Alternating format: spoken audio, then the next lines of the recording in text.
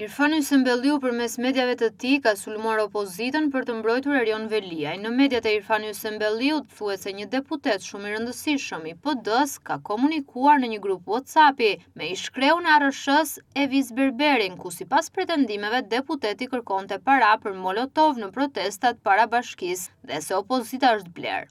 Në fakt, këto mbeten thjesht dhe vetëm gënjeshtra, sako faktet përballë janë të tilla. Së pari, drejtori i ARSH-s Evis Berberi është arrestuar në 14 mars. Së dyti, drejtorët e PSD-s u arrestuan në 28 mars të 2024-s. Së treti, protestat e opozitës para bashkisë së Tiranës nisën në 5 prill të 2024-s.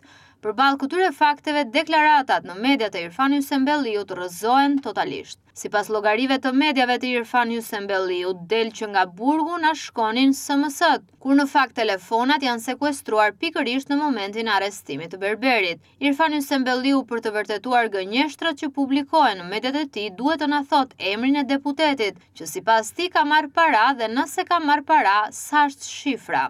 Pretendohet se deputeti ka komunikuar në WhatsApp me drejtorin e ARSH-s Evis Berberin. Ku janë mesazhet? Pse nuk i nxjerr mesazhet nga dosja e prokurorisë ku të evidentohet ky detaj? Mesazhet kanë dalë të gjitha dhe nuk ka komunikim me ndonjë deputet të PD-s, por ky është një skenar i dirigjuar nga Hy Sembelliu, miku i shtrenjtë të burgosurit Erion Veliaj.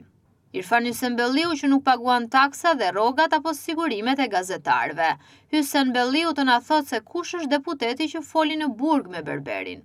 Tani e vërteta duhet të dalë. Përgjimet i kemi edhe ne si CNA, kemi pasur edhe përgjimet për njerëz në media, që nga provat e SPAK-u dalin se kanë marrë para dhe paguan nga vëllai Erion Veliajt, Arber Veliaj. Përgjimet e Veliajt Fane Media nuk i publikoi kurrë, për këto të tjerat thjesht gënjen kur i intereson të bëj lojë të shumëfisht. Ne i kemi denoncuar me prova dhe fakte këto. Kemi publikuar përgjimet ku tregoi se si mediat dirigjoheshin nga Veliaj në burg. Por Irfani Sembelliu është kapur mat duke publikuar gënjeshtra dhe mashtrime, duke mos nxjerr as mesazhet nga dosja e prokurorisë, duke mos nxjerr as emrin e deputetit dhe as sasinë e parave të cilat pretendohet se ka marrë deputeti nga kreu i ARSH-s Evis Berberi, duke krijuar thjesht një furtunë gotë. Sipas logjikës dhe mashtrimeve të medjave të Irfani Sembelliut, i bie që Evis Berberi ka folur nga burgu për të protestuar kundër Veliajt dhe kjo është estradë. Le të nxjerrin mesazhet. Irfani Sembelliu të nxjerr mesazhet. Dakord për betejën dhe luftën e tij me Belinda Ballukun.